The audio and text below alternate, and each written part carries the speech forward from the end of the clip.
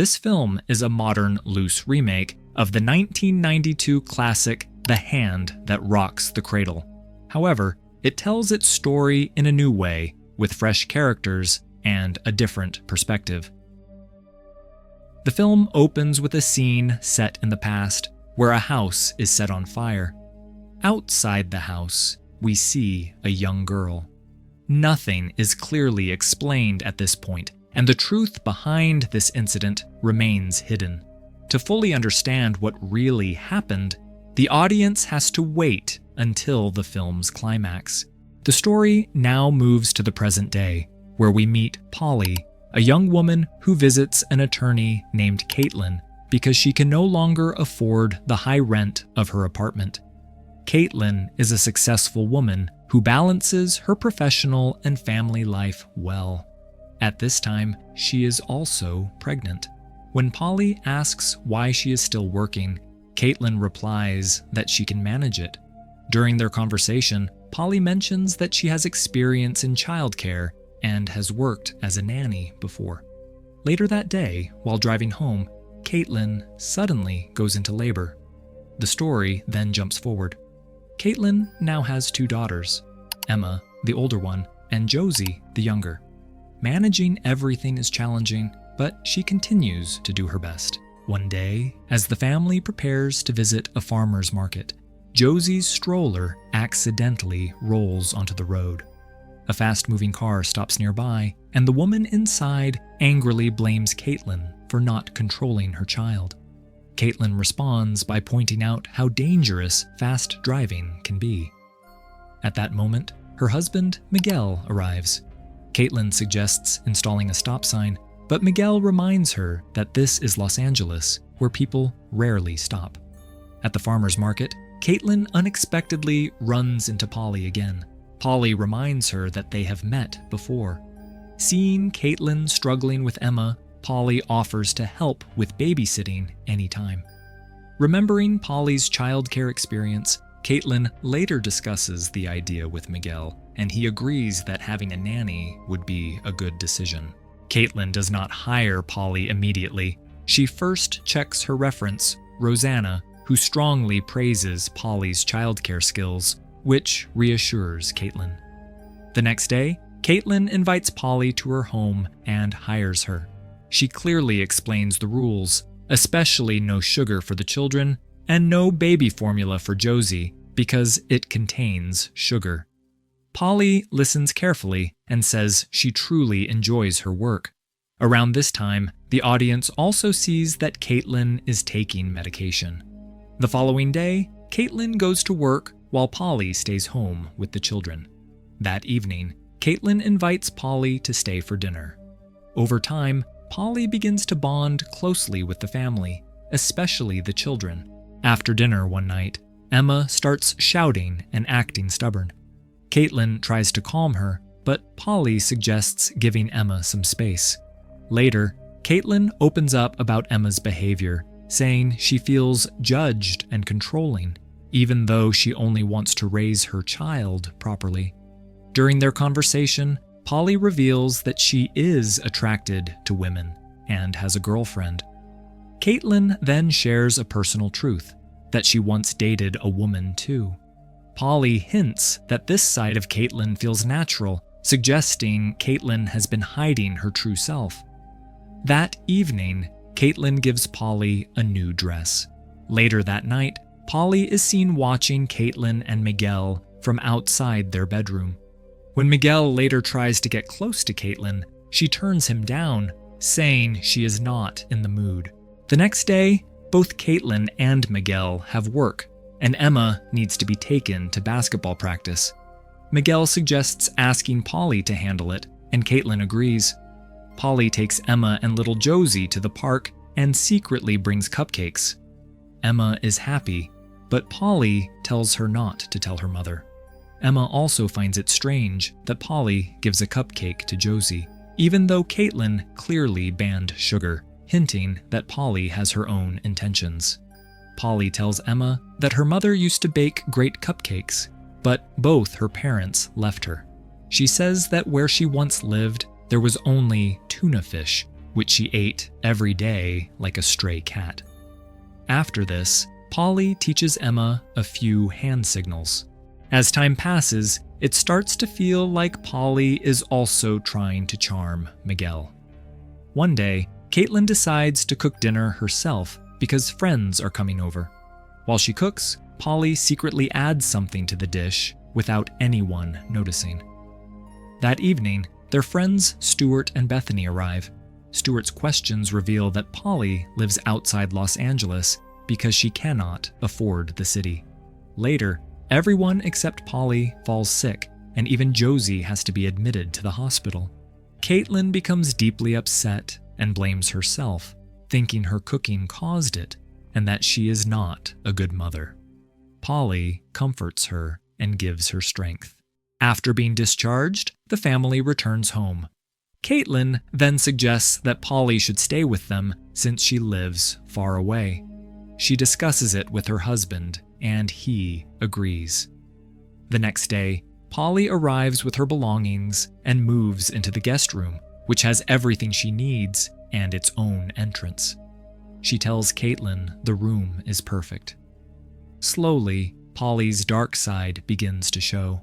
One day, when the family is out and Josie is left with her, Polly leaves the baby on the floor while she cries, showing she is only pretending to be a caring nanny and has darker intentions. Later, while Caitlyn is swimming, Polly watches her before approaching. Caitlyn mentions pain in her shoulder, and Polly massages it, easing the pain and impressing Caitlyn. Another day, Caitlyn finds Polly sleeping on the couch and sits near her, feeling drawn to her. Polly reacts strangely, which unsettles Caitlyn. Later in the kitchen, Caitlyn finds an empty baby formula bottle in the trash and confronts Polly. Polly admits that she used baby formula because she was having difficulty providing natural milk. When Caitlyn reminds her of their rule, Polly says she forgot. Emma then interrupts, accusing her mother of ruining their playtime, and Caitlyn walks away upset. One evening, after returning from a jog, Caitlyn sees Miguel, Polly, and Polly's girlfriend laughing together. It bothers her, but she says nothing and leaves. That night, unable to sleep, Caitlyn goes toward the guest room and sees Polly and her girlfriend sharing a private moment. Polly notices her, and Caitlyn quickly leaves. This suggests Caitlyn's hidden attraction to women is resurfacing, possibly linked to the medication she is taking. The next morning, Caitlyn enters the kitchen and sees Polly with the children. Because of the previous night, Caitlyn feels hesitant, worried Polly might feel awkward, but Polly behaves completely normal. Later, while with Emma, Polly is asked what depressed means. Emma asks because she feels her mother may be depressed. Polly says Caitlyn is not depressed, but angry with her because Polly knows one of her secrets, and Caitlyn is only pretending. What Polly means by this remains unclear. Meanwhile, Caitlyn speaks to her doctor, saying the depression medication no longer helps. The doctor suggests lowering the dose, though it's clear Caitlyn's anxiety has been triggered by something. At dinner, Emma tells Caitlyn she thinks she may like girls instead of boys. Caitlyn is shocked, since Emma has never said this before. Miguel sees nothing wrong and wants to listen, but Caitlyn believes Polly has influenced Emma. Polly denies it, and Emma snaps at her mother for treating her like a child. Disturbed, Caitlyn later talks to Miguel. He suggests Caitlyn may be feeling jealous of the attention Emma gives Polly, which is natural, but that doesn't mean Polly is at fault. This reassures Caitlyn somewhat. It is then revealed that Polly has been tampering with Caitlyn's medication, clearly worsening her mental state. On New Year's night, while Caitlyn is in the kitchen, she hears screams from Emma's room. Firecrackers are going off, and Emma is terrified. Caitlyn comforts her and demands to know where they came from. Emma stays silent, but Polly admits she gave them to her, claiming it was unintentional. Caitlyn knows it was deliberate but cannot prove it, so she asks Polly to leave. Emma defends Polly, and Miguel tries to calm Caitlyn, saying it was just an accident. Caitlyn refuses to listen to anyone and angrily tells Polly to leave, which upsets both Miguel and Emma. Later, Emma talks to Miguel, wanting him to trust her feelings about Polly. Miguel explains that Caitlyn may be struggling again because of her depression and needs to work on herself. Meanwhile, Polly is shown staying at a motel, extremely angry and hitting her head against the wall. Caitlyn then arrives, apologizes to her, and Polly accepts the apology, hugging her. However, Polly's smile makes it clear this is exactly what she wanted. Caitlyn still does not let the matter go. Knowing something is wrong, she discusses Polly with her friend Stuart the next day. Stuart advises her to dig deeper into Polly's background and offers to help. To find clues, Stuart sneaks into Polly's room. Just as he is about to leave, Polly returns.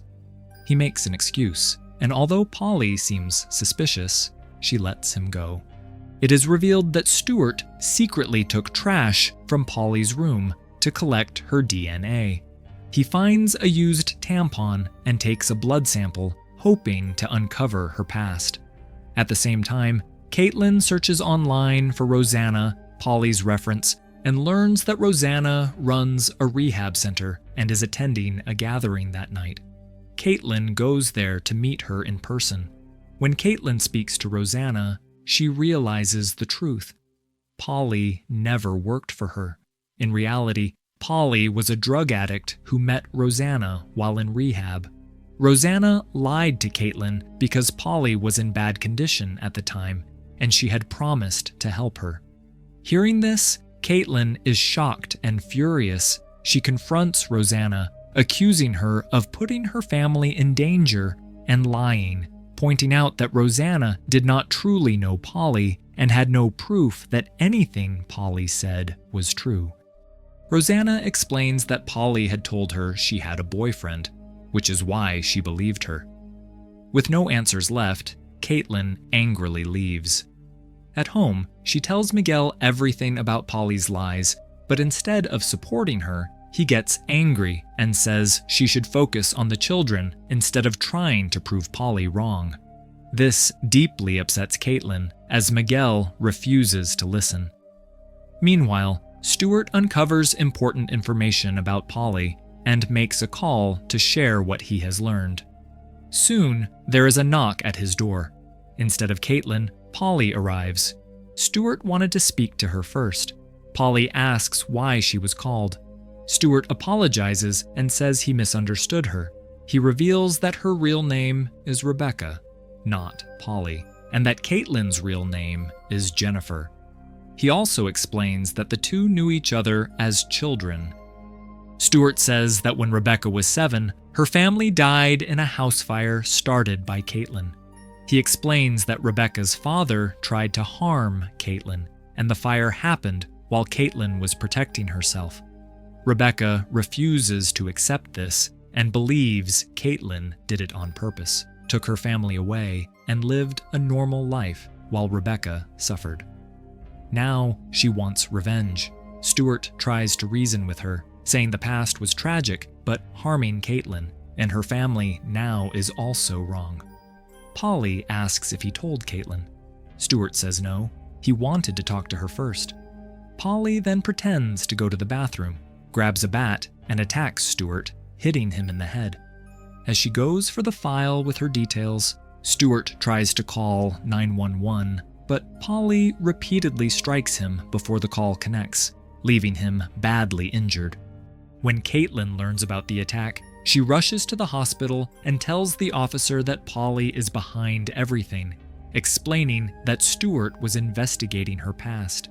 Since Caitlyn has no solid proof, no one believes her, not even her friend Bethany.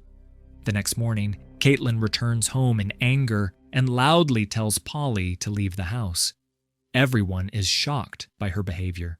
When Polly refuses to listen, Caitlyn starts packing her belongings herself. Miguel follows her and notices that Emma is still standing with Polly.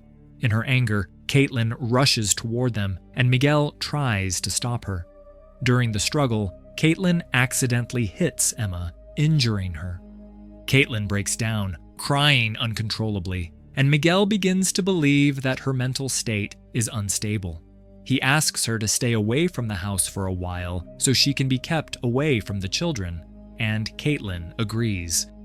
Caitlyn's lawyer later warns her that she must handle the situation carefully. If the matter goes to court, her mental condition could be used against her, and she might lose custody of her children. Miguel still refuses to believe Polly is a danger and insists that the children stay with her. Caitlyn cannot accept this, knowing Polly is the real threat to her children. While taking her medication, Caitlyn realizes that Polly has tampered with her pills as well.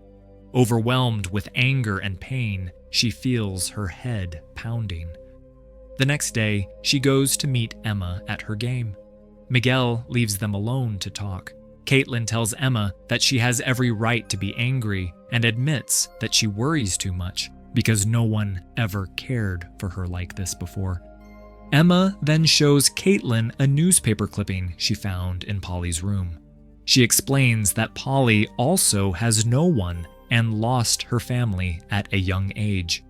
Emma believes this is why Polly wants to become part of their family and asks her mother to try to understand her. After reading the article, Caitlyn is shaken.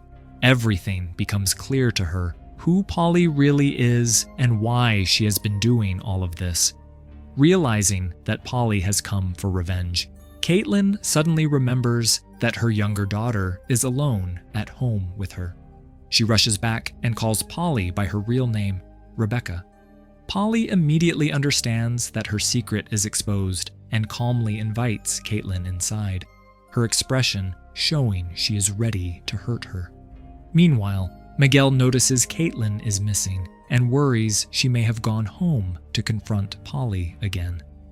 He quickly leaves with Emma to follow her. Inside the house, Caitlyn pleads with Polly, explaining that she once tried to tell people at school and even her father about what Polly's father did to her, possibly when he was her teacher, but no one believed her. Polly refuses to accept this, insisting Caitlyn was lying, even though she knows her own father had harmed her too. The film then returns to the opening scene of the burning house. It is revealed to be Polly's home, where her parents and younger sister died in the fire while young Polly watched. She lost everything, grew up in 7 different homes, suffered deeply, and believes Caitlyn stole her childhood. Now, she wants revenge and vows to take Caitlyn's husband and children from her. Caitlyn says she is here and will do whatever Polly wants. Instead, Polly stabs her in the stomach with a piece of glass, and a violent fight breaks out. Caitlyn strikes Polly with a kitchen utensil, injures her, and pushes her onto a glass surface, knocking her unconscious. Caitlyn grabs Josie and runs to the car, locking the doors. Polly soon recovers and begins smashing the windows, climbing onto the car as Caitlyn tries to escape. Just then, Miguel and Emma arrive and witness everything. Caitlyn reverses the car, and a speeding vehicle crashes into it, throwing Polly far away and leaving her seriously injured. Miguel comes to Caitlyn and apologizes, admitting that everyone panicked and lost control. Crying, Caitlyn goes to Polly, who is taking her final breaths. Emma steps in to support her mother, and the scene cuts there. Sometime later, the story moves forward. Caitlyn is now completely stable, and Miguel reassures her that, with time, they will move on, and everything will be okay. We then see Emma with Josie telling her about Polly. It becomes clear how much Emma cared for her. Even though Polly is gone, her influence seems to linger, especially on the children. With this quiet realization, the film comes to an end.